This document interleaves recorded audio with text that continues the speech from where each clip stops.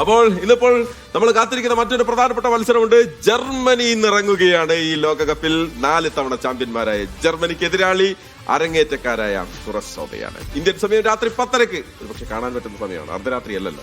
Okay, എന്താകും German പടയാളികളുടെ കളി?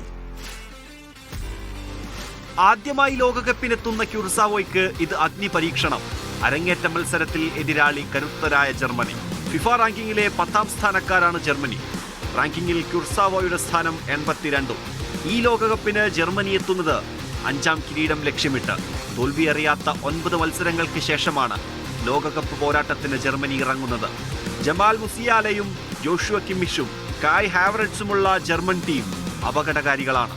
എന്നാൽ പലപ്പോഴും ടീമിന്റെ പ്രതിരോധത്തിലെ പാളിച്ചകളാണ് തിരിച്ചടിയാവാറ്. പരിക്ക് കാരണം ഗോൾ കീപ്പർ മാനുവൽ നോയർക്ക് മത്സരം നഷ്ടമായേക്കും. 2014 കിരീടമുയർത്തിയ ശേഷം ആദ്യ റൗണ്ട് കടക്കാൻ ജർമ്മനിക്കായിട്ടില്ല എന്നതാണ് വെല്ലുവിളി. രാജ്യത്തെ പല പ്രതിസന്ധികളും മറികടന്ന് ലോകകപ്പിനെത്തിയ ക്യുർസാവോ എല്ലാത്തിനും തയ്യാറാണ്. ലോകകപ്പ് യോഗ്യതാ മത്സരത്തിൽ തോൽവിയേറിയാത്ത ക്യുർസാവോക്ക് സൗഹാർദ്ദ മത്സരങ്ങളിൽ അടിതെറ്റിയിരുന്നു.